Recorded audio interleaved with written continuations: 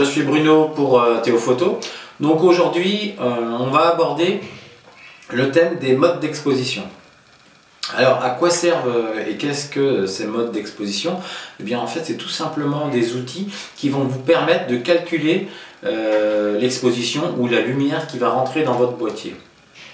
Et alors c'est justement en fonction de ces modes, c'est ce qui va vous permettre d'avoir une photo qui soit bien exposée. Donc alors vous en avez, moi j'en considère trois, les trois principaux. Sur certains appareils il y en a quatre. En tout cas moi je vais vous en donner trois, dont deux qui pour moi sont très importants. Donc le premier, et qui est fiable je dirais dans 80-90% des cas, c'est la mesure évaluative. Alors qu'est-ce qui va se passer? En fait, votre boîtier va calculer sur quasiment toute l'image l'exposition qu'il doit mettre en œuvre pour que votre photo soit bien exposée. Alors, sachant qu'en fait, il va utiliser derrière ça l'ouverture de diaphragme et la vitesse d'obturation. Donc ça, je ne fais pas de rappel sur ces domaines, je vous laisse éventuellement retourner aux vidéos concernées. Donc le premier, comme je vous le disais à l'instant, le mode évaluatif, que je vous conseille instamment d'utiliser dans la plupart des cas. Le deuxième sera la mesure spot. Alors la mesure spot, c'est quoi? Il va prendre la mesure sur un point donné de votre objectif. Alors souvent c'est caractérisé alors sur Canon, c'est une petite pastille qui se trouve au centre. Et lui, il va faire la mesure d'exposition directement sur la pastille. Alors après, vous avez Nikon qui, a priori, eux, ils utilisent directement le collimateur choisi. Donc, et d'autres appareils qui vont faire différemment.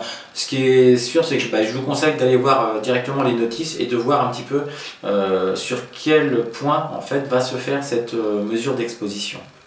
Donc la mesure spot, alors la mesure spot elle est souvent intéressante par exemple si jamais vous avez un sujet en contre-jour.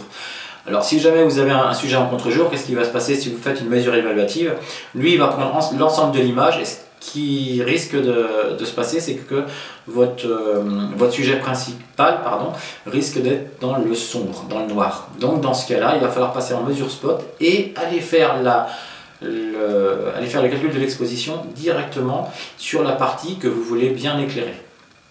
Alors ce qu'il va falloir ne pas oublier dans le cadre de la mesure spot, c'est d'enregistrer la mesure. Parce que si jamais vous décalez votre appareil photo, et bien dans ce cas, il va faire la mesure à l'endroit où vous aurez décalé l'appareil photo et pour le coup, la mesure sera mauvaise. Donc n'oubliez pas, donc vous faites la mesure sur le point que vous voulez bien éclairer, vous l'enregistrez, donc c'est souvent le mode AEL, vous l'enregistrez, après vous décentrez, vous recadrez votre image et vous déclenchez.